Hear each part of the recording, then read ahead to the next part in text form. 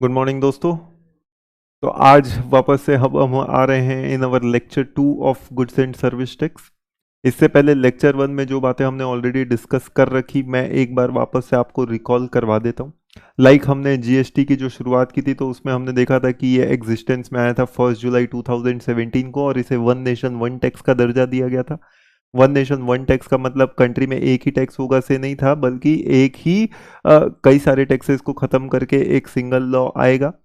तो उसमें हमने देखा था कि एज मैनी एज 17 अलग अलग कानून जो थे वो खत्म हुए थे, और उसकी जगह एक सिंगल कानून जीएसटी आया था। फिर हमने देखा था कि टैक्स क्या है, कितने प्रकार के टैक्स होते हैं। तो हमने समझा था कि कंट्री में एक डायरेक्ट टैक्स होता है और एक इनडायरेक्ट टैक्स होता है। डायरेक्ट टैक्स मतलब जो पैसा डायरेक्टली गवर्नमेंट को जाता है और जिसका बर्डन आप पास ऑन नहीं कर सकते। वैसे ही इनडायरेक्ट टैक्स मतलब जो पैसा इनडायरेक्टली गवर्नमेंट को जाता है और उसमें बर्डन जो है वो एक व्यक्ति से दूसरे व्यक्ति को पास ऑन हो सकता है। फिर इसके एग्जाम्पल्स के तौर पे हमने देखा था डायरेक्ट का एग्जाम्पल इनकम टैक्स और इनडायरेक्ट का एग्जाम्पल जीएसटी और कस्टम्स। जीएसटी जो कानून आया था वो मैंने आपको बताया था कि 17 अलग अलग कानूनों को, to be precise central government के 8 कानूनों को और स्टेट गवर्नमेंट के 9 अलग अलग कानूनों को खत्म करके, ऐसे 17 अलग अलग कानूनों को खत्म करके एक सिंगल कानून कंट्री में आया था, that was named as goods and service tax. फिर उसके अलावा जब हम उसके फ्लैशबैक में गए थे कि आखिर ये कानून को आने में इतना समय क्यों लगा, तो हमने देखा था कि एक्चुअली में इसकी शुरुआत जो है वो 17 जुलाई 2000 को हुई थी, यानी लगभग कानून आने से 17 साल पहले ही इसकी बातें जो हैं वो चालू हो गई थी। करेक्ट। तो 17 साल लग गए कंट्री में जीएसटी को आने में। कई मतलब ये 17 वर्ड जो है बड़ा कॉमन सा चल रहा है। 17 साल लगे जीएसटी को आने में, आया वो 2017 में और 17 कानूनों को खत्म करके आया। मतलब आप समझ सकते हैं 17 कुछ लकी नंबर लग रहा है इंडिया के पर्सपेक्टिव से। वहीं अगर वर्ल्ड की बात करें तो वर्ल्ड में पहली बार फ्रांस ने जीएसटी को अडॉप्ट किया था 1954 में, और आज की तारीख में almost as many as 160 plus countries हैं जो जीएसटी को अडॉप्ट कर रही हैं। तो सवाल एक यही उठा था कि आखिर ये 17 साल लगे क्यों। तो वो 17 साल लगने के पीछे जो वजह थी वो थी article 246 of constitution of India. तो article 246 of constitution of India जो था, उसमें जो 3 लिस्ट दी गई है, union, state and concurrent list, तो ये एक प्राइम वजह बना डिले फॉर जीएसटी आने का। उन सभी लिस्ट में क्या है, पावर्स दिए गए थे कि कौन सी चीज को लेके किसके पास पावर रहेगा कानून बनाने का। तो यूनियन लिस्ट में पावर सेंट्रल गवर्नमेंट के पास रहता था, स्टेट लिस्ट में पावर स्टेट गवर्नमेंट के पास रहता था, और कॉन्करेंट लिस्ट में कंबाइंड पावर रहते थे। तो उसमें हमने देखा था 82 में इनकम टैक्स का लेवी करने का पावर सेंट्रल गवर्नमेंट के पास था। 83 में इंपोर्ट एक्सपोर्ट पे कस्टम ड्यूटी लगाने का पावर सेंट्रल के पास था। एंट्री नंबर 84 में एक्साइज ड्यूटी पे पावर लगाने का, टैक्स लगाने का अधिकार जो है वो सेंट्रल गवर्नमेंट के पास था। वैसे ही 92A में कभी भी एक स्टेट से दूसरे स्टेट गुड्स सेल होते हैं तो उस पर सेंट्रल सेल्स टैक्स कलेक्ट करने का पावर सेंट्रल गवर्नमेंट के पास था। हाउएवर गवर्नमेंट ने ये पावर स्टेट को दे रखा था कि वो ही सीएसटी का पैसा कलेक्ट करे, तो जो सेलिंग स्टेट है वो पैसा अपने पास रख लेता था। और 97 रेसिडुअरी एंट्री थी, मतलब जो पावर किसी को नहीं दिया उस पर सेंट्रल गवर्नमेंट पावर लगा सकती है, पावर का इस्तेमाल कर सकती है, और यही पावर का इस्तेमाल करके सेंट्रल गवर्नमेंट ने सर्विस टैक्स लगा दिया। फिर वैसे ही स्टेट लिस्ट में कुछ एंट्रीज थी, उसमें पावर स्टेट गवर्नमेंट के पास था, जैसे कि एंट्री नंबर 51 का power alcoholic liquor for human consumption, state government के पास पावर था। एंट्री 54 इंट्रा स्टेट सेल पे टैक्स कलेक्ट करने का पावर, यानी वेट का पावर स्टेट गवर्नमेंट के पास था। तो मुख्य वजह यही थी कि गुड्स पे टैक्स कलेक्ट करने का पावर जो है वो स्टेट गवर्नमेंट के पास था, और सर्विसेज पे टैक्स कलेक्ट करने का पावर जो है वो सेंट्रल गवर्नमेंट के पास था। और अब जो जीएसटी आएगा, that is goods and service tax, उसमें जो पावर है वो मोस्टली सेंट्रलाइज करने की कोशिश की जा रही थी। तो इसीलिए कई स्टेट्स इसके लिए मानते थे, कुछ नहीं मानते थे, जिसको लेके सबको मनाने रूठने मनाने का सिलसिला 17 सालों तक चला था। फिर वो कैसे मनाए थे, वो तरीके मैंने आपको फर्स्ट लेक्चर में बताए थे कि किस तरीके से जो alcoholic liquor for human consumption है वो स्टेट को ही दे दिया कि भैया जीएसटी आने के बाद हम इसको खत्म नहीं करेंगे, वो स्टेट गवर्नमेंट कंटिन्यू करेगी उस पर टैक्स कलेक्ट करना। और जो जीएसटी आएगा उसमें जो सर्विसेज पे आज तक स्टेट गवर्नमेंट टैक्स कलेक्ट करने का अधिकार जो नहीं था, और गुड्स के सेल पे जो सेंट्रल गवर्नमेंट के पास टैक्स कलेक्ट करने का अधिकार नहीं था, दोनों ने आपस में एक दूसरे से अधिकार शेयर करे। तो ये सब मना के आर्टिकल 246 की जगह कंट्री में जब कॉन्स्टिट्यूशन को अमेंड किया गया तो एक न्यू आर्टिकल लाया गया, और वो नया आर्टिकल क्या था, वो नया आर्टिकल था आर्टिकल 246A, यानी ये सब करने के लिए यानी अगर हमको जीएसटी लाना है तो सबसे पहले कॉन्स्टिट्यूशन को अमेंड करना पड़ेगा, क्योंकि कॉन्स्टिट्यूशन में अधिकार गुड्स पे स्टेट को थे और सर्विसेज पे सेंट्रल गवर्नमेंट को थे टैक्स कलेक्ट करने के। तो यही अधिकार चेंज करने के लिए कॉन्स्टिट्यूशन को अमेंड किया गया under constitution 101st amendment act, और उस अमेंडमेंट में एक नया आर्टिकल इंसर्ट किया गया, दैट वाज आर्टिकल 246A। तो वो जो आर्टिकल इंसर्ट किया गया उसमें बेसिकली अब ये पावर दिया गया सेंट्रल और स्टेट को कि सेंट्रल गवर्नमेंट गुड्स और सर्विसेज पे चाहे तो एक कानून बना सकती है जिसका नाम रहेगा central goods and service tax, और ठीक उन्हीं मैटर्स पे स्टेट भी अपने लेवल्स पे state goods and service tax जो है वो बना सकते हैं। तो ये नया आर्टिकल लाने के लिए ही 17 साल का समय एक्चुअली लग गया, क्योंकि जब तक सब लोग मानते नहीं ये आर्टिकल 246A कॉन्स्टिट्यूशन में अमेंड नहीं किया जा सकता था। तो आर्टिकल 246A एक्चुअली में अगर बात करें तो जीएसटी का लेवी करने का पावर कहाँ से मिला? पावर टू लेवी जीएसटी जो है वो मिला फ्रॉम आर्टिकल 246A, करेक्ट। तो 246A के पावर का इस्तेमाल करके सेंट्रल गवर्नमेंट ने बेसिकली क्या किया, कंट्री में गुड्स एंड सर्विस टैक्स नाम का जो कानून है वो कानून लगाया। अब थोड़ा सा अब हम क्लासेस को अगर आगे बढ़ाएं और अंडरस्टैंडिंग टॉपिक्स को कुछ समझने के लिए बातों को आगे बढ़ाएं, तो ऐसे पॉइंट ऑफ टाइम में जैसे मैंने बोला इनिशियल कुछ लेक्चर्स में आपको कोई नोट्स रेफर करने की जरूरत नहीं, कोई बुक खोलने की जरूरत नहीं, सिर्फ आपको कुछ शुरुआती लेक्चर्स में सिर्फ मैं जो बोल रहा हूँ उस पर आपको फोकस करना है और सिर्फ वही नोटिंग करनी है। इसके अलावा वो एक बार हमारा रोड मैप तैयार हो जाएगा जीएसटी का, एक बार सारे बेसिक्स हमारे जीएसटी के क्लियर हो जाएंगे, उसके बाद आगे की सारी क्लासेज यानी जीएसटी पूरा सब्जेक्ट ही एक चाइल्ड्स प्ले बन जाएगा, करेक्ट। तो ये बड़ा आसान है जीएसटी को समझना। तो अब इनडायरेक्ट टैक्स की जब हम बात करते हैं तो इंडिया में या पूरे वर्ल्ड में, वर्ल्ड लेवल पे अगर हम बात करें तो इनडायरेक्ट टैक्स गवर्न करने के बेसिकली दो प्रिंसिपल्स हैं, यानी दो प्रिंसिपल्स को फॉलो करते हुए इनडायरेक्ट टैक्स जो है वो लगाए जाते हैं वर्ल्ड लेवल पे। उनमें से प्रिंसिपल नंबर 1 है origin based principle.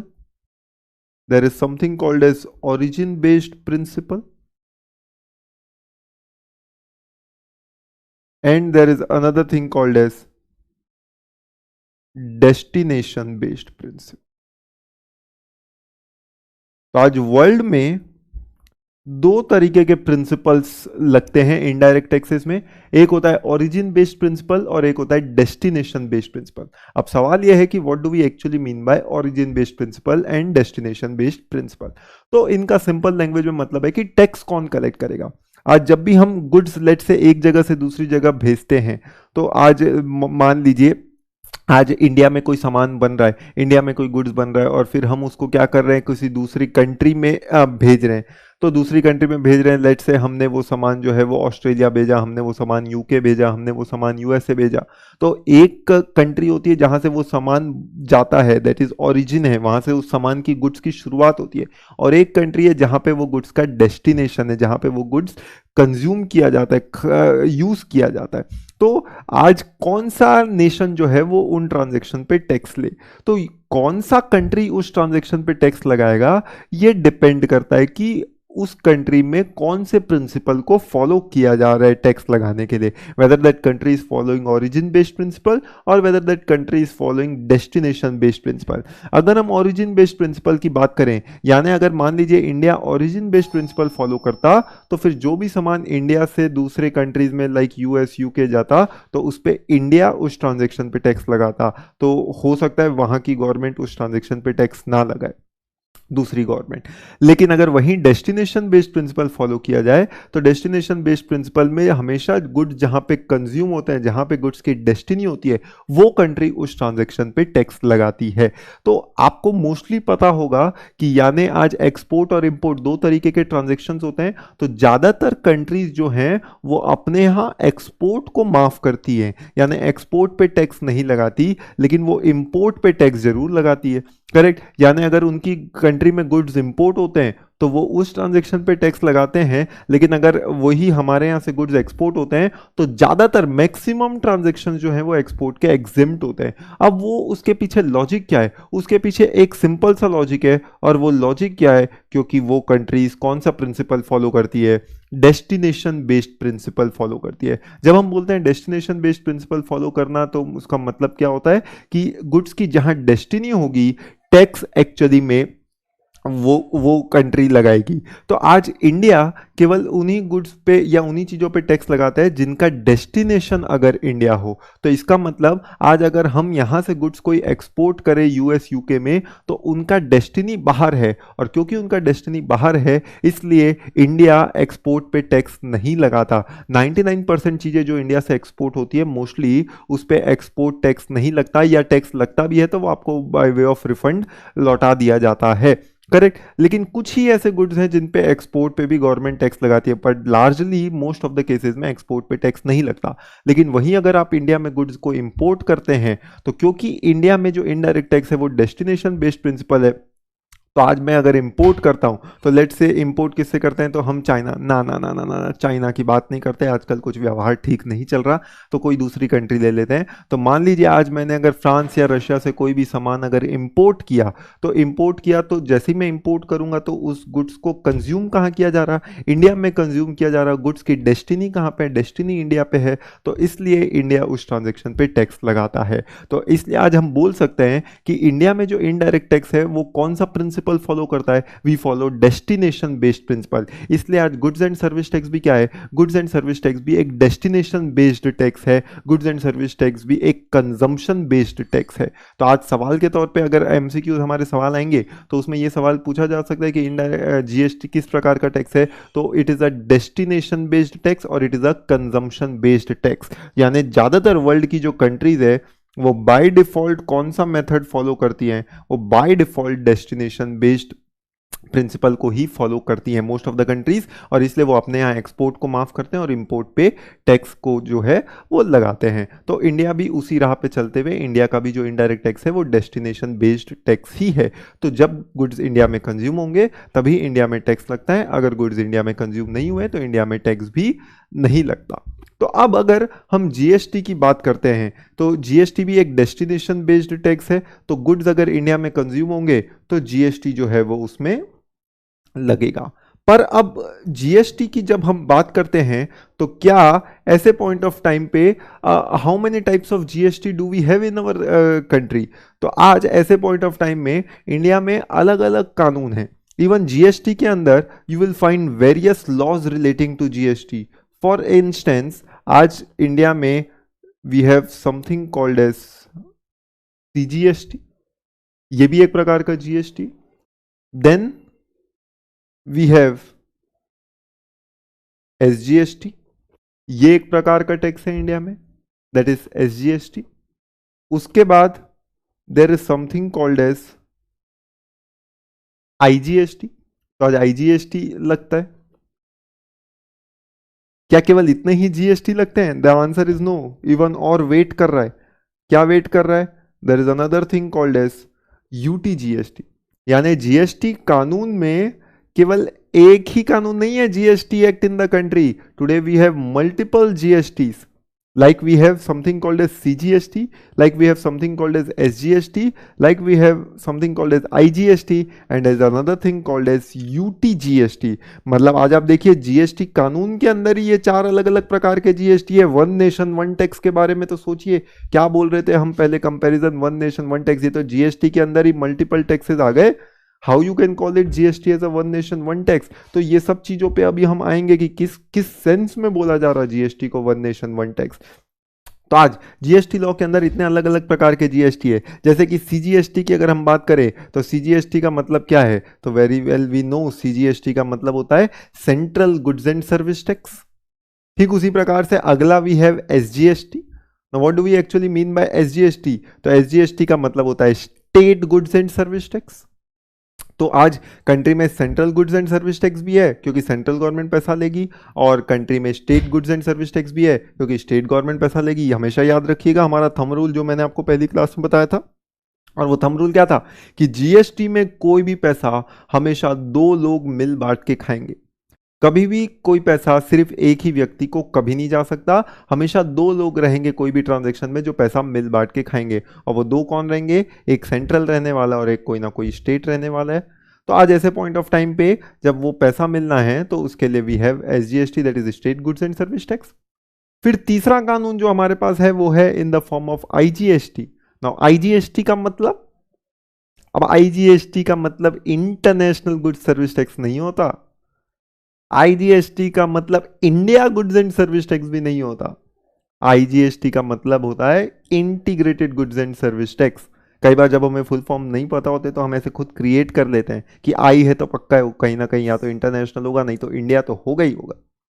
अगर आईजीएसटी को हम Indian goods and service tax बोले तो क्या सीजीएसटी एसजीएसटी इंडियंस नहीं है, क्या वो फॉरेनर्स हैं? तो ऐसे पॉइंट ऑफ टाइम में आईजीएसटी का मतलब होता है integrated goods and service tax. अब integrated goods and service tax कब लगता है? जब आप एक स्टेट से दूसरे स्टेट सामान बेचते हैं। और एक चौथा प्रकार का टैक्स है that is UTGST, that is union territory goods and service tax. तो आज कोई भी टैक्स आपको कलेक्ट करना है तो as per the constitution our motherhood, तो कॉन्स्टिट्यूशन ऑफ इंडिया के मुताबिक क्या है कि आज कोई भी गवर्नमेंट किसी भी चीज का टैक्स तब तक कलेक्ट नहीं कर सकती जब तक उससे रिलेटेड कानून ना बना हो।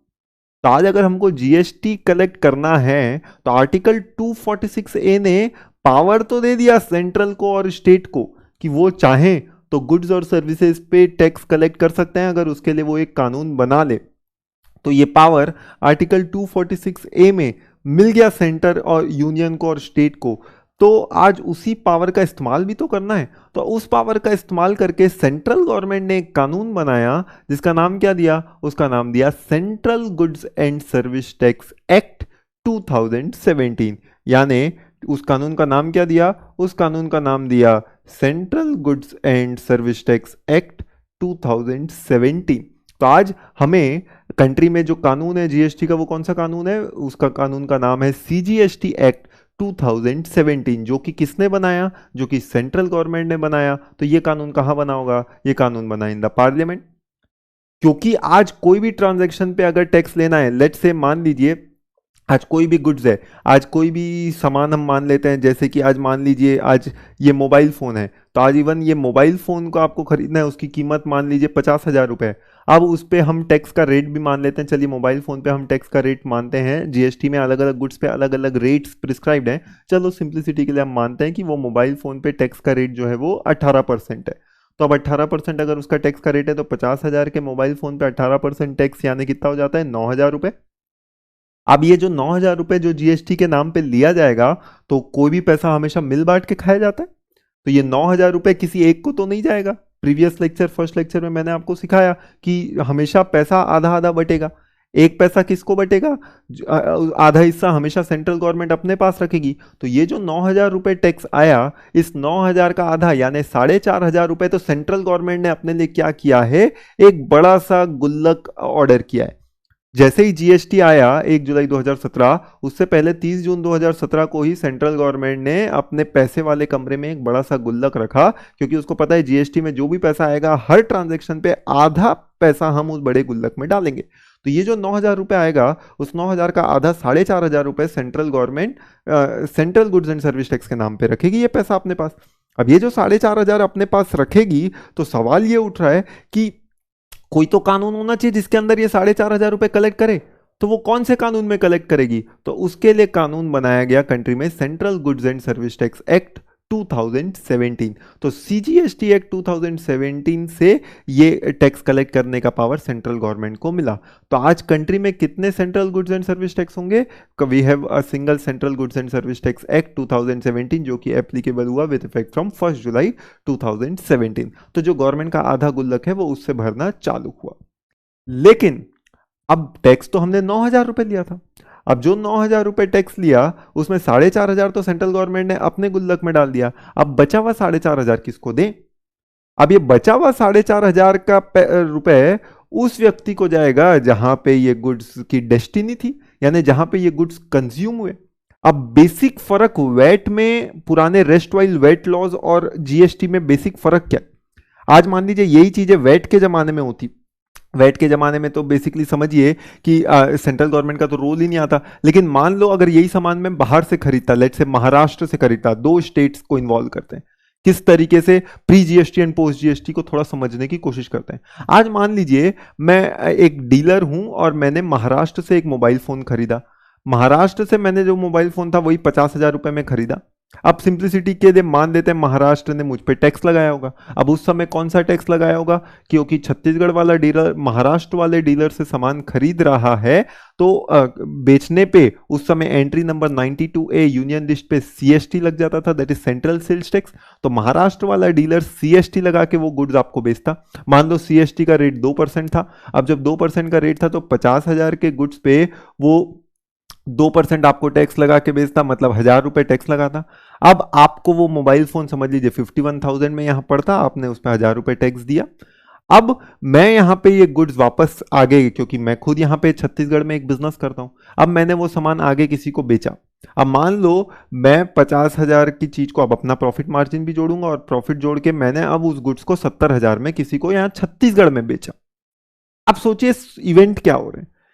मैंने छत्तीसगढ़ वाले ने महाराष्ट्र वाले से मोबाइल फोन 50,000 का था, 2% सीएसटी यानी 1,000 रुपया और देके 51,000 में मैंने वो उससे मोबाइल फोन खरीदा, और अब यहां पे मैं उसको 70,000 में दे रहा हूं। चलिए इसी को देखते हैं। तो ये महाराष्ट्र है और ये छत्तीसगढ़ है। अब मोबाइल फोन सेल कितने में कर रहा है, 50,000, और उसने मुझसे सीएसटी लिया 2% का, तो 50,000 का 2% यानी 1,000, ऐसे करके 51,000 हुआ। ये मैं आपको प्री जीएसटी सिखा रहा हूं कि जीएसटी से पहले के क्या हालात थे और कैसे पोस्ट जीएसटी उसे बदला गया। कि ये 51,000 रुपए में मुझे मोबाइल फोन मिला। आज छत्तीसगढ़ वाले को अगर सामान खरीदना है तो उसको 51,000 पे करना पड़ेगा वो महाराष्ट्र वाले डीलर को, तब जाके उसको वो गुड्स मिलेगा। अब छत्तीसगढ़ वाला अपने यहां इसको सेल करता है कितने में, 70,000 में। अब लेट से वो 70,000 में यहीं छत्तीसगढ़ में किसी एंड यूजर को आप गए मोबाइल फोन खरीदने, आपको वो मोबाइल फोन 70,000 में बेच दिया। अब जब छत्तीसगढ़ में उसको 70,000 में बेचा, तो अब क्योंकि within the state sale कर रहे हैं तो उसमें कौन सा कानून लग जाता, वेट। तो छत्तीसगढ़ का जो वेट एक्ट था, सीजी वेट एक्ट 2005, वो अप्लाई हो जाता। तो छत्तीसगढ़ गवर्नमेंट ने उसे बोल रखा है कि भैया तुम हमारे यहाँ कुछ भी बेचोगे तो तुम जिसको भी बेचोगे इनडायरेक्ट टैक्स है उसे वेट ले लेना। तो अब मान लो वेट का रेट उसे बोला जाता है भैया, लेट से सिंप्लिसिटी पर्पस के लिए 10%, कि 10% आप उससे वेट ले लेना। भैया मेरे यहाँ मोबाइल फोन जो भी बेचेगा 10% वेट मुझे चाहिए। तो 70,000 की चीज है तो उसमें 7,000 टैक्स के नाम पे, वेट के नाम पे ले लिया जाता, और आपको यानी एंड यूजर को वो मोबाइल फोन कितने में मिलता, 77,000। अब आगे जाके हम सीखेंगे कि जीएसटी में there something called as credit, जहां पे जो भी टैक्स आप पे करते हैं खरीदते वक्त उसका आपको क्रेडिट मिल जाता है जब आप वो गुड्स को बेचेंगे। तो अब प्री जीएसटी में क्या होता था, जैसे ही मैंने वो 51,000 रुपए छत्तीसगढ़ वाले ने महाराष्ट्र वाले को दिए, तो महाराष्ट्र वाला 50,000 तो अपने पास रखता था, और 1,000 रुपए जो उसको टैक्स के नाम पे मिला, सीएसटी के नाम पे मिला, सीएसटी का पैसा कौन रख लेता था, तो सेंट्रल गवर्नमेंट ने पहले ही बोल रखा था कि जो सेलिंग स्टेट होगा वो पैसा अपने पास रख लेना। तो ये 1,000 रुपए किसके पास चला जाता था, महाराष्ट्र गवर्नमेंट के पास चला जाता था। अब बाद में जब छत्तीसगढ़ वाला अपने यहाँ 70,000 में ये मोबाइल फोन बेचता था और बेचने पे 10% 7,000 रुपए वेट लेता था, तो अब छत्तीसगढ़ वाला बोलता है देखो यार मैंने ये मोबाइल खरीदने में 1,000 रुपए टैक्स ऑलरेडी दिया था eight the time of purchase, अब मुझे यही 1,000 रुपए का क्रेडिट चाहिए। तो मैं ये 7,000 जो मैंने सेल करते वक्त जो टैक्स लिया उसके अगेंस्ट में मैं छत्तीसगढ़ गवर्नमेंट को बोलता हूँ देखो मैंने 1,000 रुपए खरीदते वक्त टैक्स दिया था तो तुम उसका मुझे क्रेडिट दे दो और अभी मुझे 6,000 रुपए पे करना। अब वो ऐसा किसको बोल रहा, वो बोल रहा छत्तीसगढ़ गवर्नमेंट को। सवाल ये है क्या छत्तीसगढ़ गवर्नमेंट इस चीज के लिए तैयार हो सकती है या क्या तैयार होगी? The very simple and straightforward answer is no. Chhattisgarh government इस चीज के लिए कभी तैयार नहीं होगी।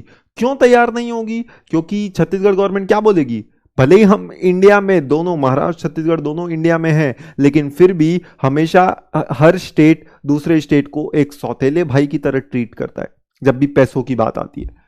तो जब भी आज आप वो छत्तीसगढ़ वाला डीलर जब छत्तीसगढ़ गवर्नमेंट से टैक्स का क्रेडिट लेने जाएगा तो छत्तीसगढ़ गवर्नमेंट क्या बोलेगी कि क्या तुमने हमें कभी पैसा दिया है पहले? तो छत्तीसगढ़ वाला बोलेगा मैंने 1,000 रुपए पे किया था। तो छत्तीसगढ़ गवर्नमेंट बोलेगी क्या तुमने वो 1,000 रुपए हमें दिया? तो छत्तीसगढ़ डीलर वाला बोलेगा नहीं मैंने आपको तो नहीं दिया, मैंने तो वो महाराष्ट्र वाले से खरीदा था उसको दिया। तो वो पैसा किसको गया, किस गवर्नमेंट को गया? तो सवाल है वो पैसा तो महाराष्ट्र गवर्नमेंट को गया। तो अब छत्तीसगढ़ गवर्नमेंट बोलेगी भैया पैसा दे के आते हो महाराष्ट्र गवर्नमेंट को और 1,000 रुपए का क्रेडिट मांगते हो हमसे, शर्म नाम की कोई चीज बची है कि नहीं बची है तुम में? किस बात का क्रेडिट दिया जाएगा? योर क्रेडिट इज डिनाइड, यानी आपको वो क्रेडिट नहीं दिया जाएगा। तो अभी क्या होता था प्री जीएसटी सिनेरियो में, ये 1,000 रुपए का क्रेडिट जो मैंने महाराष्ट्र को दिया था उसका क्रेडिट मुझे लोकल वेट लॉस के अंदर नहीं दिया जाता था, for the very simple reason क्योंकि वो पैसा छत्तीसगढ़ गवर्नमेंट को नहीं गया था, वो पैसा सेलिंग स्टेट को चला गया था। अब जीएसटी आने के बाद अच्छा इसका इफेक्ट क्या हुआ? इसका इफेक्ट हुआ कि चीजें महंगी हो जाएंगी। क्यों? क्योंकि जब मुझे आप ये 1,000 रुपए का क्रेडिट नहीं दोगे तो ये तो इनडायरेक्ट टैक्स है, मैं अपनी जेब से तो दूंगा नहीं। अब लेट से मुझे 20,000 रुपए प्रॉफिट कमाना ही था, तो अब तो मैं मानूंगा कि मेरे लिए कॉस्ट ही 51,000 है। जब आप मुझे ये 1,000 रुपए का क्रेडिट दोगे नहीं तो छत्तीसगढ़ वाला जो डीलर है वो तो मानेगा मैंने मोबाइल फोन खरीदा ही 51,000 में, और जब 51,000 में खरीदा तो अब मैं मान लो 20,000 रुपए कमाना चाहता हूं तो मैं तो वो 51,000 में 20,000 जोड़ूंगा, दैट इज 71,000, और 71,000 पे टैक्स लूंगा जो भी लेना है, तो चीजें कहीं ना कहीं महंगी हो जाएंगी और टैक्स पे टैक्स लगना चालू हो जाएगा। क्यों? क्योंकि आज 71,000 में वो 1,000 यही वाला तो शामिल है। तो जब टैक्स पे टैक्स लगना चालू हो जाता है तो उसको हम बोलते हैं कास्केडिंग इफेक्ट। ये एक बीमारी है, कास्केडिंग इफेक्ट। उसको क्या बोला जाता है? Cascading effect. कास्केडिंग इफेक्ट का मतलब क्या होता है? जब टैक्स पे टैक्स लगना चालू हो जाए। तो आज अगर मैं 70,000 की जगह अगर मान लेता मेरा वो गुड्स 71,000 का है, अज्यूमिंग कि मैं 20,000 रुपए प्रॉफिट कमाना चाहता हूं, तो अब मैं उसको कस्टमर को बोलता 71,000 में बेचूंगा और गवर्नमेंट बोलती भैया तुम जितने में बेचो 10% वेट दे दो, तो तुम 7,100 रुपए वेट दे दो, तो अल्टीमेटली वो चीज़ तो 78,100 की हो गई। और जब वो चीज़ 78,100 की हो गई तो मतलब महंगी हो गई चीज़, पहली बात। अगर मैं 77,000 में ही बेचूं तो मुझे क्या करना पड़ेगा? अपने प्रॉफिट से कॉम्प्रोमाइज करना पड़ेगा। और अगर मैं बोलता हूं नहीं मैं 20,000 प्रॉफिट तो कमाना ही चाहता हूं तो 78,100 में बेचूंगा, तो इफेक्टिवली हो क्या रहा है? ये 1,000 रुपए जो सीएसटी था उस पर भी वेट लग गया 100 रुपए, 1,000 का 10%, इसलिए तो यहां पे वेट 7,100 आ गया। तो that is called as cascading effect. Cascading effect का मतलब क्या होता है? Tax on tax. तो प्री जीएसटी क्या मुसीबत होती थी कि ये सब क्रेडिट्स नहीं मिलते थे। अब एक बार जीएसटी आ गया तो अब जीएसटी में क्या होगा? Post GST scenario. अब पोस्ट जीएसटी में अब वही सिचुएशन ले लेते हैं वापस से, महाराष्ट्र एंड छत्तीसगढ़। तो we have Maharashtra and Chhattisgarh. फिर वही महाराष्ट्र वाला बेच रहा है, कितने में बेच रहा? 50,000। अब वो मान लो हमसे जीएसटी लेता है, अब कितना भी XYZ रेट रहे, अब तो वन नेशन वन टैक्स है तो एक ही चीज पे रेट भी एक जैसा रहेगा। पहले वैट में एक मुसीबत ये थी कि भैया वही चीज वही मोबाइल फोन महाराष्ट्र में वैट का रेट होता था कुछ अलग और छत्तीसगढ़ में वैट का रेट कुछ अलग हो सकता था। लेकिन अब जीएसटी में ऐसा नहीं है, अगर एक मोबाइल फोन है तो पूरे इंडिया में उसका जीएसटी का रेट एक ही होगा, वन नेशन वन रेट। तो जीएसटी मान लो 18% कर लेते हैं मोबाइल फोन पे, तो अब जीएसटी का रेट 18%, ऑब्वियसली वो दो दो में बटेगा, अभी मैं उस पर डिटेल पे नहीं जा रहा। तो 50,000 का 18% यानी 9,000 हो जाएगा, तो यानी 59,000 में मैंने वो मोबाइल फोन खरीदा होगा। अब 59,000 में मैंने जो मोबाइल फोन खरीदा उसमें 9,000 टैक्स जो दिया वो 9,000 आधा आधा बढ़ गया होगा। आधा आधा किस में बटा होगा? 9,000 का आधा 4,500 सेंट्रल गवर्नमेंट ने अपने पास रखा होगा और 4,500 किसको दिया? तो जिस स्टेट में वो चीज कंज्यूम हुई। अब सवाल है कि ये कंज्यूम कौन? तो भैया ये गुड्स को खरीदा किसने था? ये गुड्स को खरीदा छत्तीसगढ़ वाले ने था ना। तो जब छत्तीसगढ़ वाले ने ये गुड्स को खरीदा तो ये कंज्यूम कहां हुआ? ये कंज्यूम तो छत्तीसगढ़ में हुआ। तो जब छत्तीसगढ़ में कंज्यूम हुआ तो अब ये 4,500 रुपए किसको मिलेगा? अब ये 4,500 रुपए इधर महाराष्ट्र वाला भी बैठा है, इधर छत्तीसगढ़ वाला भी बैठा है वेट करते हुए कि भैया ये पैसा किसको मिलेगा। तो अब ये पैसा किसको दिया जाएगा? डेस्टिनेशन बेस्ड, जहां पे वो गुड्स की डेस्टिनी थी, वो गुड्स की डेस्टिनी कहां थी? वो गुड्स की डेस्टिनी अगर छत्तीसगढ़ में थी तो उसका पैसा किसको मिलेगा? उसका पैसा छत्तीसगढ़ गवर्नमेंट को मिलेगा। The biggest change in GST कि अभी तक पुराने लॉ में जो पैसा महाराष्ट्र को मिलता आ रहा था अब वो पैसा मिल जाएगा छत्तीसगढ़ को। यानी किस स्टेट को पैसा मिलेगा? अब सेकेंड थंब रूल, किस स्टेट को जीएसटी का पैसा मिलेगा ये इस बात पे डिपेंड नहीं करता कि वहां खिलाने वाले कितने हैं, ये इस बात पे डिपेंड करता है कि वहां खाने वाले कितने हैं। यानी सेलर कहां का है वो मायने नहीं रखता, कंज्यूमर कहां का है वो मायने रखता है, क्योंकि पैसा उस स्टेट को जाएगा जहां पे वो गुड्स कंज्यूम होता है। तो क्योंकि ये मोबाइल फोन कंज्यूमर छत्तीसगढ़ का था, तो इसलिए इसका पैसा जो आधा पैसा है वो किसको जाएगा, छत्तीसगढ़ गवर्नमेंट को जाएगा। अब अगेन वो तो डीलर था छत्तीसगढ़ का, तो उसने भी अब इसे बेचा। अब मान लो वो वही 1 लाख रुपए मान लेते हैं कि उसने 1 लाख में बेचा। अब 1 लाख में बेचा तो ये भी जीएसटी लेगा। अब रेट तो सेम है 18%। अब जब ये 18% जीएसटी लेगा तो 1 लाख का 18% यानी 18,000। अब वो फाइनली 1,18,000 में देता है। अब जब 1,18,000 में देगा तो अब छत्तीसगढ़ वाला डीलर क्या बोलेगा कि भैया देखो 18,000 रुपए मैं टैक्स ले रहा हूं सेल पे, इस पे ऑलरेडी खरीदते वक्त मैंने 9,000 रुपए टैक्स दिया था। अब जब 9,000 रुपए मैंने टैक्स दिया था, ये 9,000 आधा आधा बढ़ गया होगा 4.5 सेंट्रल और स्टेट गवर्नमेंट को, तो 4.5 तो सेंट्रल गवर्नमेंट को गया होगा और जो बचा हुआ 4,500 है वो छत्तीसगढ़ गवर्नमेंट को गया होगा। अब वैसे ये जो 18,000 आया at the time of sale, ये 18,000 भी दो लोगों में बटेगा, 9,000 मिल बांट के खाएंगे। 9,000 जाएगा सेंट्रल गवर्नमेंट को, 9,000 जाएगा स्टेट गवर्नमेंट को। अब जब 9,000 सेंट्रल गवर्नमेंट को जाएगा तो छत्तीसगढ़ वाला डीलर बोलेगा कि देखो भैया मैंने पहले ही खरीदते वक्त आपको 4,500 तो दे रखा था, अभी 9,000 आ रहे तो वापस से 9,000 थोड़ी दूंगा, तो आप मुझे इसका क्रेडिट दीजिए। तो क्या सेंट्रल गवर्नमेंट उसका क्रेडिट देगी कि नहीं देगी, बिल्कुल देगी। तो अब यहां सेंट्रल गवर्नमेंट 4,500 का क्रेडिट दे देगी उसको। सिमिलरली अब वो छत्तीसगढ़ गवर्नमेंट का पास भी जाएगा कि भैया देखो मैंने आपके यहां जो सामान बेचा उस पर 9,000 टैक्स आता है, लेकिन 4,500 मैंने टैक्स आपको पहले ही दे रखा है। अब छत्तीसगढ़ गवर्नमेंट बोलेगी क्या इसका 4,500 का टैक्स आया कि नहीं आया, चेक करो। तो बोले हाँ चेक करेंगे तो पता चलेगा हाँ वाकई इसका 4,500 का तो टैक्स आ गया, और जब 4,500 का टैक्स आ गया तो इसका मतलब उसका क्रेडिट देने में क्या अब छत्तीसगढ़ गवर्नमेंट को कोई प्रॉब्लम होगी? The answer is no. अब छत्तीसगढ़ गवर्नमेंट को कोई प्रॉब्लम नहीं होगी, और जब कोई प्रॉब्लम नहीं होगी तो कास्केडिंग इफेक्ट जो टैक्स पे टैक्स लगता था वो रिमूव हो जाएगा, क्योंकि अब क्रेडिट मिलना चालू हो जाएगा।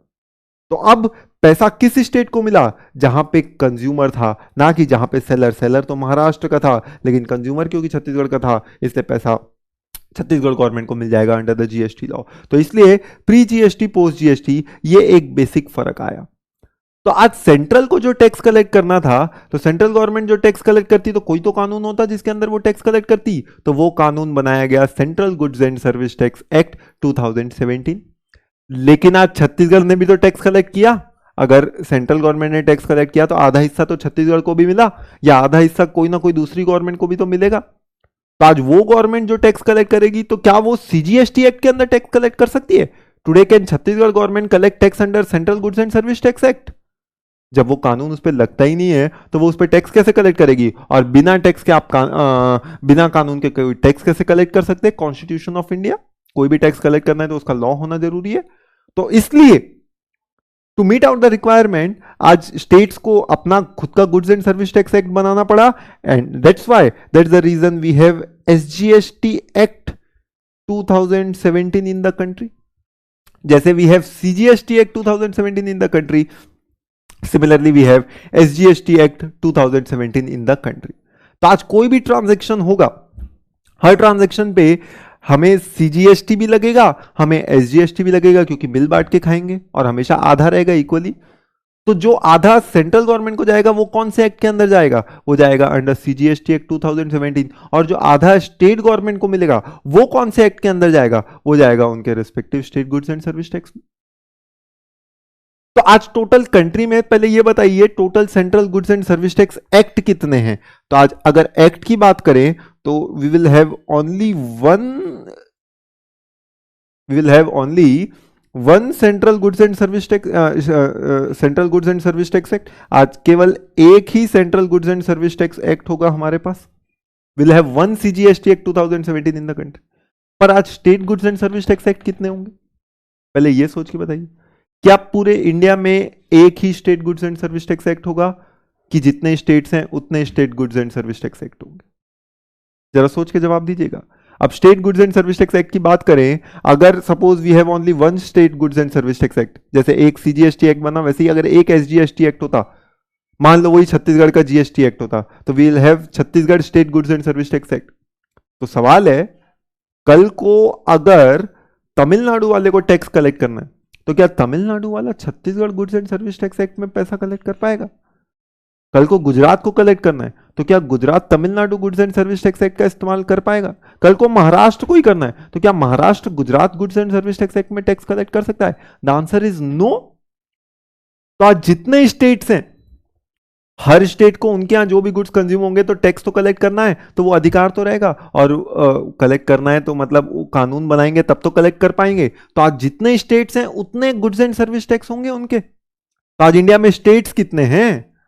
बेसिक सवाल। तो आज स्टेट्स की अगर बात करें तो जो आपको पता है 5 अगस्त 2019 को जो आर्टिकल 370 के साथ किया गया, उससे पहले का सिनेरियो क्या था कंट्री में कि हमारे पास 29 स्टेट्स हुआ करते थे और 7 यूटीज यानी यूनियन टेरिटरीज होती थी। लेकिन पोस्ट आर्टिकल 370 5 अगस्त 2019 के बाद सिचुएशन क्या हो गई कि जो 29 स्टेट्स थे उनमें से जम्मू कश्मीर जो पहले स्टेट हुआ करता था उसको अब यूटी में कन्वर्ट कर दिया और 2 हिस्सों में डिवाइड कर दिया, एक JNK और दूसरा लद्दाख।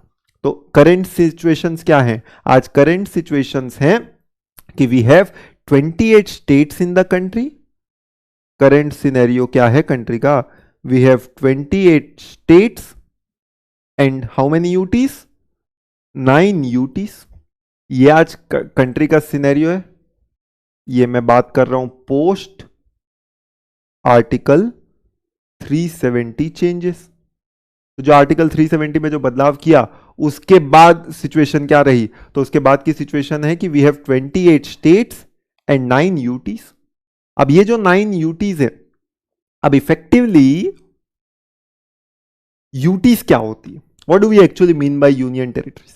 अब ये बेसिक सा सवाल है, स्कूल लेवल पे कई बार सिखाया गया, बट आज आपको अगर आप इसका जवाब दे पा रहे हैं तो वेल एंड गुड, लेकिन अगर जवाब नहीं मिल पा रहा तो कहीं ना कहीं एक अफसोस हो रहा है कि अगर हमने स्कूल पे ध्यान दिया होता तो आज हम इस सवाल का जवाब दे पाते कि what is actually meant by union territories.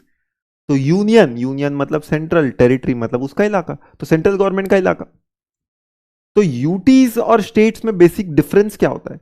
तो आज स्टेट का अपना खुद का कानून होता है, states have their own legislatures, UTs does not have their own legislatures. States have their own ruling parties, own chief ministers. UTs generally do not have their own any ruling party. वो तो union के द्वारा govern होती है, तो उनकी खुद का लेजिस्लेचर नहीं होता, उनका खुद का कोई लॉ नहीं होता, उनका खुद का कोई चीफ मिनिस्टर नहीं होता, उनकी खुद की कोई रूलिंग पार्टी नहीं होती। पर ये क्या बोल दिया मैंने? Union territories. अच्छा, यूनियन टेरिटरीज है कौन कौन सी, जरा बताइए। आज वो यूटीज कौन कौन सी हैं? आज यूटीज में आज हमारे पास we have Andaman and Nicobar, we have Daman and Diu, we have Dadra Nagar Haveli, we have Lakshadweep, we have Pondicherry, we have Delhi. Then उसके अलावा और भी यूटीज है, लाइक अभी JNK है, उसके अलावा वी हैव लद्दाख, उसके अलावा चंडीगढ़। तो ये टोटल 9 यूटीज हैं। तो अभी मैंने आपको बोला भैया यूटीज का तो अपना कुछ नहीं होता, उसका कोई चीफ मिनिस्टर नहीं होता, और यूनियन टेरिटरी में एक तो दिल्ली भी है, पर दिल्ली का तो चीफ मिनिस्टर है। पौंडीचेरी, पौंडीचेरी में तो पॉलिटिकल पार्टी है, रूलिंग पार्टी, उसका भी अपना चीफ मिनिस्टर है। और इवन जो जम्मू कश्मीर लद्दाख के साथ हुआ उसमें भी आपने सुना होगा कि वो बाइफर्केशन किस प्रकार से हुआ था कि जम्मू कश्मीर और लद्दाख 2 यूटीज बनेंगे, लेकिन वो कैसे यूटी रहेंगे?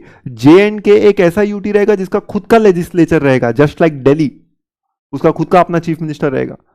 एंड सिमिलरली लद्दाख जो है वो बाकी यूटीज की तरह रहेगा। तो इफेक्टिवली ये 9 जो यूटीज है, ये 9 यूटीज में भी बाइफर्केशन है। किस तरीके का बाइफर्केशन है? 6 UTs and 3 UTs. 6 union territory ऐसी है जो वाकई यूनियन गवर्नमेंट के यानी सेंट्रल गवर्नमेंट के द्वारा गवर्न होती है। कौन कौन है इसमें?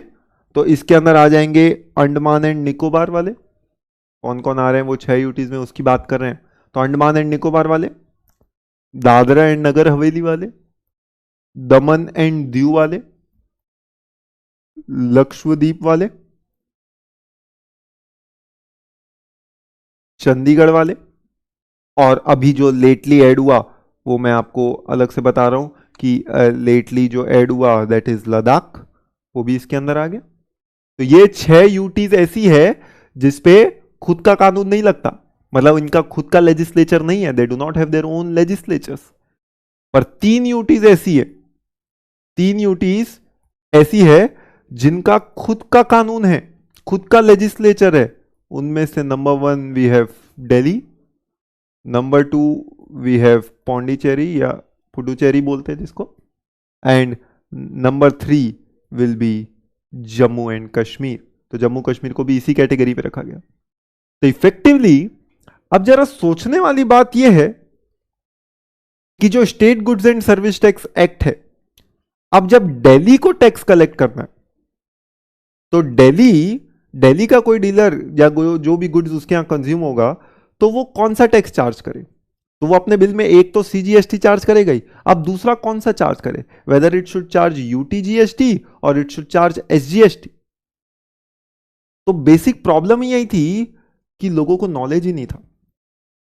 उन्होंने सोचा भैया दिल्ली तो यूनियन टेरिटरी है, तो यूनियन टेरिटरी तो पक्का यूटीजीएसटी लगेगा। तो जब जीएसटी आया 2017 में, अच्छी अच्छी कंपनियां, बड़ी बड़ी कंपनियों को यह जानकारी नहीं थी और उन्होंने क्या किया, उन्होंने अपने बिल में जो टैक्स लगाया वो लगाया भैया 50,000 का मोबाइल फोन 18% के हिसाब से 9% सीजीएसटी 4,500 और 9% यूटीजीएसटी 4,500। ले ऐसी की तैसी कर दी सब।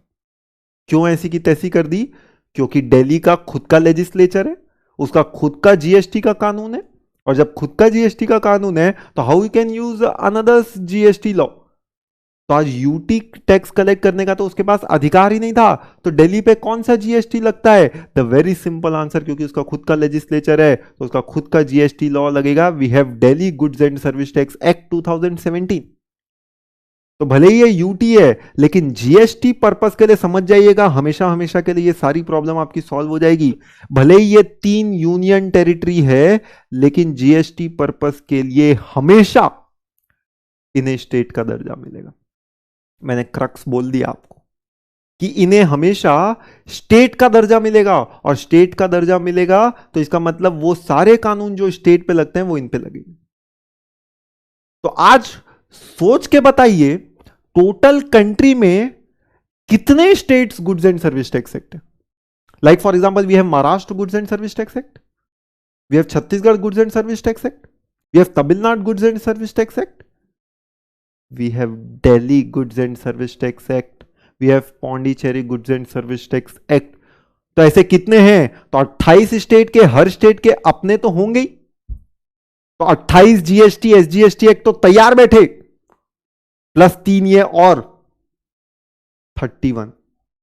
कितने एसजीएसटी एक्ट है कंट्री में? 31 डिफरेंट एसजीएसटी एसजीएसटी एक्ट्स हैं, क्योंकि हर स्टेट को टैक्स कलेक्ट करने का अधिकार चाहिए और बिना एक कानून के अधिकार कैसे मिलेगा? तो सीजीएसटी तो एक ही है। मजे की बात गौर फरमाइएगा, एसजीएसटी एक्ट कितने हैं कंट्री में? We have 31 state goods and service tax act. तो 1 जुलाई 2017 को 32 कानून तो तैयार बैठे। हम वन नेशन वन टैक्स की बात कर रहे थे, ये तो लो जीएसटी के अंदर ही 32 कानून तैयार बैठे, 32 डिफरेंट जीएसटी एक्ट्स। तो जीएसटी पर्पस के लिए 28 स्टेट्स को तो स्टेट का दर्जा है ही। इवन ये जो 3 यूटीज हैं दे आर डीम्ड स्टेट्स, इन्हें स्टेट का दर्जा मिलेगा, और स्टेट का दर्जा मिलेगा तो इसका मतलब इनके खुद के जीएसटी लॉज हैं। तो we have 31 state goods and service tax act in the country, जो 1 जुलाई 17 से तो तैयार बैठे थे। 32 जीएसटी के कानून, सोचिए कहां बात कर रहे थे। तो इतने कानून तो तैयार हो गए हमारे। अब आते हैं तीसरे एक्ट पे, दैट इज आईजीएसटी। अब लोगों ने बोला भैया ये आईजीएसटी क्या है, ये कानून क्यों बना रहे हैं? चलो भैया central goods and service tax act समझ में आ गया। ये कब लगेगा? कि जब भी हम कोई भी सामान जब भी सप्लाई करेंगे, कोई भी गुड्स सर्विसेज देंगे तो उस पर हमें जीएसटी देना पड़ता है। तो वो जो हम जीएसटी लेंगे वो 2 पार्ट में लेंगे, आधा हिस्सा जाएगा सेंट्रल को, आधा हिस्सा जाएगा स्टेट को। तो यानी ये जो अब सामान ये बेचा जा रहा है 50,000 का, जिसमें इस तरीके से जीएसटी जो लिया जा रहा है, तो इफेक्टिवली जब आप बिल देखेंगे तो बिल किस तरीके का रहेगा, बिल कुछ इस तरीके का रहेगा कि मान लीजिए आपका जो इनवॉइस है वो सेल प्राइस आप मान लो वही 50,000 में बेचना चाह रहे हैं, तो 50,000 में अब डीलर जो है वो आपसे क्या लेगा, अब वो आपसे दो चीजें लेगा, एक तो सीजीएसटी लेगा और एक एसजीएसटी लेगा। है तो दोनों जीएसटी, लेकिन क्योंकि सीजीएसटी का पैसा सेंट्रल गवर्नमेंट को जाएगा और एसजीएसटी का पैसा स्टेट गवर्नमेंट को जाएगा, इसलिए हमें उसे अलग अलग तो करना पड़ेगा, इसलिए ऐसे दो कानून बनाए। तो इफेक्टिवली क्या आप इसको दो कानून मानेंगे कि एक ही कानून मानेंगे? इफेक्टिवली कानून तो एक ही है, पैसा तो टैक्स का एक ही है, सिर्फ सिंप्लिसिटी पर्पस के लिए दो कानून बनाने पड़े, क्योंकि सेंट्रल का पैसा सेंट्रल को जाएगा, स्टेट का पैसा स्टेट को जाएगा।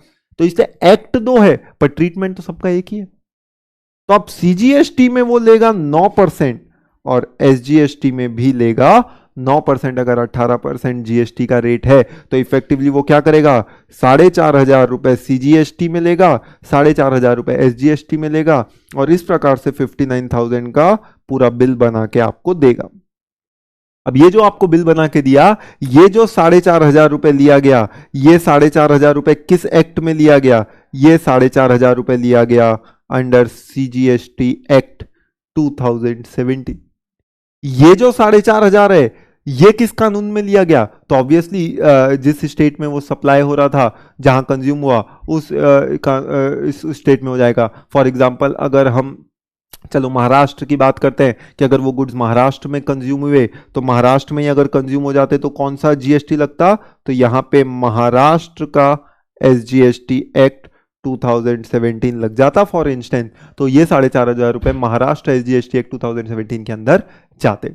तो इस प्रकार से ये दो कानून बना। तो अब सोचिए, जीएसटी आप खुद ही दिमाग लगाएंगे तो वेरी सिंपली ये क्लियर हो जाएगा। तीसरा जो कानून है वो है आईजीएसटी। कंट्री में एक और एक्ट है that is called as IGST act 2017। अब सवाल है ये एक्ट क्या है और ये एक्ट क्यों बना, what was the reason behind this act. तो यूं समझ लीजिए आईजीएसटी कुछ नहीं, सिर्फ एक मजबूरी है। आज तक हम सुनते थे मजबूरी का नाम महात्मा गांधी, ये कहावत बड़ी प्रचलित थी, बट यूं समझिए जीएसटी आने के बाद गवर्नमेंट ने उस कहावत को थोड़ी सी बदल दी और उसमें नाम रखा मजबूरी का नाम आईजीएसटी।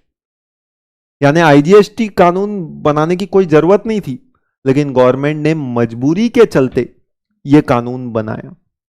अब ऐसी क्या मजबूरी आन पड़ी गवर्नमेंट को कि उसको एक कानून मजबूरी में बनाना पड़ गया, मतलब गवर्नमेंट इतनी मजबूर हो गई कि उसको एक आईजीएसटी नाम का एक कानून बनाना पड़ गया। ऐसा क्यों भैया? उसकी वजह है ये एग्जांपल। अब आप सोचिए इसमें क्या हुआ, क्योंकि जीएसटी तो आ गया। अब जीएसटी में ये ट्रीटमेंट क्या होता, सोचिए जरा। 50,000 में महाराष्ट्र वाले ने छत्तीसगढ़ वाले को बेचा। अब जब महाराष्ट्र वाले ने छत्तीसगढ़ वाले को बेचा, अब जीएसटी का रेट 18% था, तो 9,000 रुपए लिया। ये 9,000 मिल बांट के खाएंगे। अब मिल बांट के खाएंगे तो सपोज ये दो लोगों में बंटता। अब ये दो लोगों में किस पे बंटता, तो आधा पैसा तो सेंट्रल गवर्नमेंट रखती है अपने पास in the form of CGST act, और आधा पैसा किसको जाता। अब आधा पैसा किसको जाता, आधा पैसा जाता जिस स्टेट में वो गुड्स कंज्यूम हुए। अब वो कौन सा स्टेट है जहां पे वो गुड्स कंज्यूम हुए, इन अवर एग्जांपल वो था छत्तीसगढ़, तो वो गुड्स तो छत्तीसगढ़ में कंज्यूम हुए। अब सोचिए गवर्नमेंट को टैक्स का पैसा दे कौन रहा है, गवर्नमेंट को पेमेंट करने कौन जा रहा है, पेमेंट करने तो ये जाएगा महाराष्ट्र का डीलर, इनडायरेक्ट टैक्स। क्योंकि मैंने छत्तीसगढ़ वाले ने तो महाराष्ट्र वाले दुकानदार को ये पैसा 59,000 दे दिया होगा, तो अब पेमेंट करने तो वो महाराष्ट्र वाला जाएगा। अब महाराष्ट्र वाला किसको पेमेंट करेगा, 4,500 रुपए तो चलो मोदी जी को दे देगा सेंट्रल गवर्नमेंट के नाम पे। अब बचा हुआ 4,500 वो किसको देने जाएगा। अभी तक पुराने कानून में क्या होता था, जो सेलिंग स्टेट था उसी को पैसा मिल जाता था, तो यानी ये पैसा पुराने लॉ में ये पैसा किसको मिल जाता था, पुराने लॉ में ये पैसा महाराष्ट्र को ही मिलता था। लेकिन अब तो ये पैसा जहां कंज्यूम हो रहा है उसको जाएगा, यानी ये 4,500 रुपए तो छत्तीसगढ़ को जाना है और पे किसको करना है, महाराष्ट्र वाले को। अब जरा सोचो, महाराष्ट्र वाले को जाके छत्तीसगढ़ गवर्नमेंट को पैसा देना है, वो थोड़ी जानता है। अब उसको छत्तीसगढ़ आना पड़ेगा छत्तीसगढ़ गवर्नमेंट को पैसा देने, एक तो दूसरी गवर्नमेंट को पैसा देना है, ऊपर से क्यों देना है? ताकि आप क्रेडिट ले सकें, मतलब आपके क्रेडिट आपको आसानी से मिल सके, उसके लिए महाराष्ट्र वाले को छत्तीसगढ़ आके छत्तीसगढ़ गवर्नमेंट को पैसा देना पड़ेगा। थोड़ा सा नाइंसाफी वाली बात नहीं कर रहे हैं हम? महाराष्ट्र वाले डीलर से कुछ ज्यादा ही एक्सपेक्ट नहीं कर रहे हैं कि तू भैया छत्तीसगढ़ आ और हमारी गवर्नमेंट को पैसा देके जा ताकि मैं क्रेडिट ले सकूं। चलो ये तो महाराष्ट्र का हुआ। अब मान लो वो और छत्तीसगढ़ को बेचा, वो कहीं और भी किसी को भी बेचता है, मान लो गुजरात वाले को भी बेचता है, मान लो तमिलनाडु वाले को भी बेचता है, तो हर जगह वो तो जिस जिसको बेच रहे हैं वहां वहां चीजें कंज्यूम हो रही है, और जहां जहां चीजें कंज्यूम हो रही है मतलब वो गवर्नमेंट को पैसा जाना चाहिए, क्योंकि GST is a consumption based tax. और जब वो गवर्नमेंट को पैसा जाना है तो महाराष्ट्र वाला डीलर सोचो क्या कर रहा है, वो तो पूरे महीने भर सिर्फ घूम ही रहा है। जम्मू कश्मीर से लेके कन्याकुमारी अगर उसने हर जगह बेचा है तो वो हर जगह जाके गवर्नमेंट को पैसा देते आ रहा है। तो वो अपना बिजनेस करे कि बस इंडिया भ्रमण ही करता रहे और हर स्टेट को पैसा देता रहे सिर्फ इसलिए ताकि आप क्रेडिट ले सको? उसके साथ तो नाइंसाफी हो रही है ना। वो बोल रहा है कि मैं अब कहीं नहीं जाऊंगा, छत्तीसगढ़ वाले को पैसा चाहिए वो आके पैसा ले, मैं क्यों जाके उसको पैसा दूं? I am not going to go and give money to Chhattisgarh government. एक बार मेरी गवर्नमेंट महाराष्ट्र गवर्नमेंट को बोलते तो फिर भी सोचता।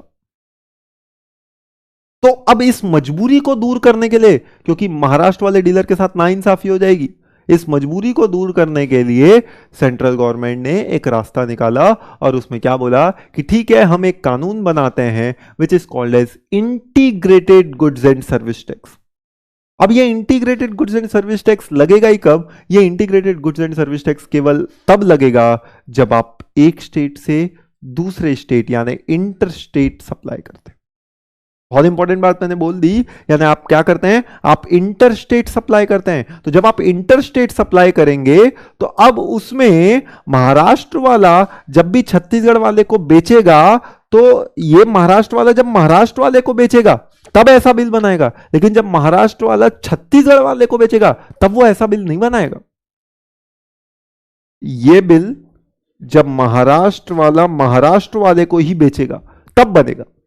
लेकिन अगर महाराष्ट्र वाले को किसी दूसरे स्टेट को, लेट से छत्तीसगढ़ सीजी लिखने से अगर कंफ्यूजन हो जाता है तो चलो हम दूसरा स्टेट कर लेते हैं, गुजरात। अगर महाराष्ट्र वाला गुजरात वाले को बेचेगा तो वो कभी ऐसा बिल नहीं बनाएगा। वो क्या बिल बनाएगा? वो बिल बनाएगा कि भैया देखो मैंने सेल किया 50,000 रुपए, अब अगर वो सीजीएसटी और एसजीएसटी ले तो सोचो उसको कौन सा टैक्स लेना पड़ता? सीजीएसटी तो वो 9% ले लेता, एसजीएसटी में किसका टैक्स लेना उसको? कौन सा एसजीएसटी? क्योंकि कंज्यूम गुजरात में हो तो गुजरात एसजीएसटी लेना पड़ता। अब गुजरात एसजीएसटी में लेना पड़ता, गुजरात में रजिस्ट्रेशन कराना पड़ता, गुजरात में पेमेंट करना पड़ता। उसकी दुकान महाराष्ट्र में बेचारे की, कहां उससे क्या क्या काम करवाऊं मैं? तो गवर्नमेंट ने बोला तुम ना सीजीएसटी लो, तुम ना एसजीएसटी लो, उससे तुम उससे एक ही टैक्स लो, और वो टैक्स क्या लो? वो टैक्स लो आईजीएसटी। और वो आईजीएसटी का रेट ही क्या होगा? वो रेट भी अलग अलग नहीं है। IGST rate is just combination of CGST and SGST, समझ जाइए। इफ ये बेसिक्स क्लियर हो गए उसके बाद जीएसटी कुछ नहीं है। तो आईजीएसटी का रेट ही क्या है? कुछ नहीं, बात नहीं है। आईजीएसटी का rate is sum total of CGST and SGST. तो आज मान लो सीजीएसटी 9 और एसजीएसटी 9 था तो आईजीएसटी का रेट रख दिया जाएगा 18%।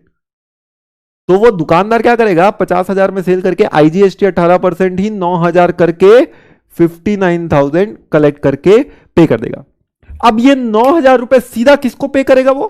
अब उसको कहीं इधर उधर जाने की जरूरत नहीं है, वो सीधा 9,000 मोदी जी को दे देगा। क्योंकि integrated goods and service tax किसने बनाया कानून? पार्लियामेंट ने। पार्लियामेंट मतलब सेंट्रल गवर्नमेंट। तो ये 9,000 किसको दे देगा? सेंट्रल गवर्नमेंट को देगा। अब जब 9,000 सेंट्रल गवर्नमेंट को देगा, कहीं ना कहीं तो गड़बड़ हो गई। हमारा थंब रूल, हर पैसा जीएसटी का हर गवर्नमेंट, दो गवर्नमेंट कम से कम मिल बांट के खाएगी। तो यहां तो पैसा एक ही गवर्नमेंट को चला गया, दैट इज सेंट्रल गवर्नमेंट। अब इधर सोचिए कौन सी गवर्नमेंट इन्वॉल्व है? एक तो स्टेट में महाराष्ट्र इन्वॉल्व है, एक गुजरात इन्वॉल्व है। दोनों ही कुछ उम्मीद लगाए बैठे थे कि भैया चलो कुछ ट्रांजैक्शन हुआ, कुछ तो पैसा हमें मिल जाएगा। लेकिन ये डीलर ने तो 18% 9,000 रुपए सेंट्रल गवर्नमेंट को दे दिया। इधर महाराष्ट्र वाले ने भी जीप बाहर कर रखी थी, गुजरात वाले ने भी जीप बाहर कर रखी थी, पैसा तो किसी को मिला ही नहीं। दोनों की क्यूरियोसिटी बढ़ती गई कि भैया हमारा पैसा हमें मिलेगा कि नहीं मिलेगा, लेकिन पैसा तो मिला ही नहीं किसी को। तो ऐसे पॉइंट ऑफ टाइम पे अब ये रिस्पॉन्सिबिलिटी सेंट्रल गवर्नमेंट की है, क्योंकि पैसा मिल बांट के खाना है। तो सेंट्रल गवर्नमेंट ने जो अपना गुल्लक ऑर्डर किया था, उस गुल्लक में वो 9,000 नहीं डाल सकती। इस ट्रांजैक्शन में भी वो क्या करेगी, जैसे ही 9,000 रुपए उसके पास आएंगे, उसका वो आधा हिस्सा यानी 4,500 तो अपने बड़े गुल्लक में डाल देगी, जिसमें वो सीजीएसटी लिख रखी है, लेकिन बचा हुआ 4,500 वो अपने पास नहीं रखेगी। अब वो उस स्टेट को देगी जहां पे वो गुड्स कंज्यूम हुआ। अब जब देखेगी कि भैया ये ट्रांजैक्शन के लिए हमें 4,500 रुपए आया है, ये 4,500 किसको मिले, तो पता चला 2 लोग ऐसे बैठे। कौन 2 लोग बैठे, इधर महाराष्ट्र बैठा, इधर गुजरात बैठा। अब जब वो वेट कर रहे हैं कि भैया किसकी झोली में ये 4,500 रुपए गिरेगा, तो सेंट्रल गवर्नमेंट ने पूछा कि भैया ये गुड्स कंज्यूम कहां हुआ, तो गुजरात वाला बोलेगा देखो महाराष्ट्र वाले ने हमें बेचा तो हमारे यहाँ कंज्यूम हुआ, खाया तो हमारे यहाँ गया। खाने वाले को पैसों की जरूरत होती है, खिलाने वालों को पैसों की जरूरत नहीं होती। तो अब वो 4,500 रुपए सेंट्रल गवर्नमेंट किसको दे देगी, गुजरात को दे देगी। तो सोचिए डीलर के लिए फायदा कि डीलर को गुजरात जाने की जरूरत नहीं, डीलर ने सेंट्रल गवर्नमेंट को दिया, सेंट्रल गवर्नमेंट ने वो पैसा जो है वो गुजरात गवर्नमेंट को दे दिया। तो यानी जो टैक्स चार्ज हुआ वो क्या चार्ज हुआ, वो चार्ज हुआ integrated goods and service tax. तो आज ये मजबूरी है, चाहते तो हम इसमें भी काम चला सकते थे। इसमें काम चलाने का तरीका क्या था, इसमें काम चलाने का तरीका बड़ा सिंपल था कि इसमें काम कैसे चलाते हैं कि इसमें सीजीएसटी 9% और गुजरात जीएसटी 9% ले लेते, लेकिन इसमें डीलर परेशान हो जाता, जो भी इंटरस्टेट सेल करते उसको हर जगह इंडिया में ट्रेवल करना पड़ता। तो उससे बचने के लिए एक रास्ता निकाला गया कि भैया तुम ना सीजीएसटी लो ना एसजीएसटी लो, तुम आईजीएसटी के नाम पे टैक्स लेके पूरा सेंट्रल को दे दो, फिर वो सेंट्रल बच्चे लोगों में बंटवारा कर देगा, आधा अपने पास रखेगा और आधा जिस स्टेट में कंज्यूम हुआ उस स्टेट को पैसा दे दिया जाएगा। करेक्ट। तो ये आईजीएसटी कानून किसने बनाया, सेंट्रल गवर्नमेंट ने बनाया। तो आज कंट्री में कितने आईजीएसटी एक्ट हैं, तो ऑब्वियसली सेंट्रल गवर्नमेंट तो एक ही कानून बनाएगी ना, हर स्टेट का अलग अलग आईजीएसटी थोड़ी बनाएगी, पार्लियामेंट में बैठ के इतने फ्री थोड़ी बैठे। तो इसलिए will have only one IGST act. कितने आईजीएसटी एक्ट हैं, we have only one IGST act 2017 in the country.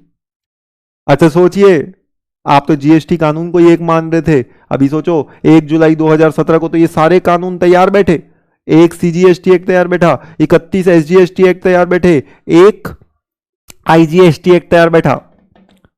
अच्छा यूटीजीएसटी, अब अगला है यूटीजीएसटी। अब जब यूटीजीएसटी की बात आएगी तो जरा इसमें भी गौर फरमा लेते हैं। अब ये यूटीजीएसटी एक्ट किसके लिए होगा, सवाल यही आ सकता है कि यूटीजीएसटी एक्ट कितने लोगों पे अप्लाई होता है, क्या 9 लोगों पे होगा, क्या 6 लोगों पे होगा, क्या 3 लोगों पे होगा, कितने यूटीजीएसटी एक्ट होंगे, 1 3 6 9, जरा सोचिए। और कितने टेरिटरी पे अप्लाई होगा, 6 टेरिटरी, 3 टेरिटरी, 9 टेरिटरी। अब ये जो 3 टेरिटरी है, ये 3 टेरिटरी पे तो यूटीजीएसटी एक्ट लगेगा ही नहीं। क्यों, क्योंकि इनका खुद का अपना लेजिस्लेचर है, मैंने आपको पहले ही बता रखा। और जिनका खुद का अपना लेजिस्लेचर है तो चिंता वाली बात ही नहीं है, उनके लिए तो यूटीजीएसटी एक्ट ही नहीं, उनके लिए उनका खुद का एसजीएसटी एक्ट है, Delhi SGST act, JK SGST act, Pondicherry SGST act. तो यूटीजीएसटी एक्ट किसके लिए है, यूटीजीएसटी वो 6 लोगों के लिए। ये जो 6 लोग है ना, वो 6 लोगों के लिए यूटीजीएसटी एक्ट है। तो आज कंट्री में एक यूटीजीएसटी एक्ट होगा कि 6 यूटीजीएसटी एक्ट होंगे, जरा ये वो सोचो। विल हैव 1 यूटीजीएसटी एक्ट और विल हैव 6 यूटीजीएसटी एक्ट। अरे अगर आपके दिमाग में 6 यूटीजीएसटी एक्ट आ गया तो सोचो आप क्या कर रहे हो। यूटीजीएसटी एक्ट बनाने वाला कौन है, who is framing UTGST act. आज ये कानून बना कहां होगा, ये किसके कंट्रोल में है, यूनियन टेरिटरी, सेंट्रल गवर्नमेंट की। और सेंट्रल गवर्नमेंट के कानून कहां बनते हैं, पार्लियामेंट में। तो जब पार्लियामेंट में बन रहे हैं तो पार्लियामेंट ये 6 के लिए एक कानून बनाएगी कि 6 अलग अलग कानून बनाएगी। ऑब्वियसली जब एक ही काम है, एक ही पैसा है, तो एक ही कानून रहेगा ना। So will have only 1 UTGST act in the country. केवल एक यूटीजीएसटी एक्ट होगा, और वो यूटीजीएसटी एक्ट किन पे अप्लाई होगा, वो अप्लाई ये 6 लोगों पे होगा। That is Andaman Nicobar, Daman Diu, Dadra Nagar Haveli, Lakshadweep, Chandigarh and Ladakh. ये 6 लोगों पे will have only 1 UTGST act 2017। अब जब ये एक ही कानून लगेगा, मतलब आप समझ जाइए टोटल जीएसटी एक्ट ही कितने हैं। वी हैव 34 जीएसटी एक्ट तो ready. One nation one tax, ऐसी की तैसी, वी हैव 34 जीएसटी एक्ट। लोगों को तो अभी तक ये पता ही नहीं, वो तो एक ही जीएसटी एक्ट होता है। 34 अलग अलग प्रकार के जीएसटी तो मैंने आपको बता दिया अभी आंखों उसके सामने कि कंट्री में we have 34 different GST act. तो आज एक यूटीजीएसटी एक्ट इन सब पे लगता है। अब सोचिए, जब ये यूटीजीएसटी एक्ट की बात थी तो आज एक ही ये यूटीजीएसटी एक्ट बनाया है क्यों? जब सेंट्रल कोई पैसा लेना है तो सेंट्रल के द्वारा तो उनका सीजीएसटी एक्ट बना हुआ है, तो why UTGST act is required? Why we need union territory goods and service tax act? Think over it. इस पे हम कंटिन्यू करेंगे हमारे अगले वीडियो में।